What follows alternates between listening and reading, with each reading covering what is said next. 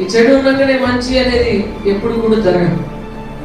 కొంచెము పులిపిండి ఉండడం వల్ల ముద్దంతా ఏమైంది, పులిసిపోయింది.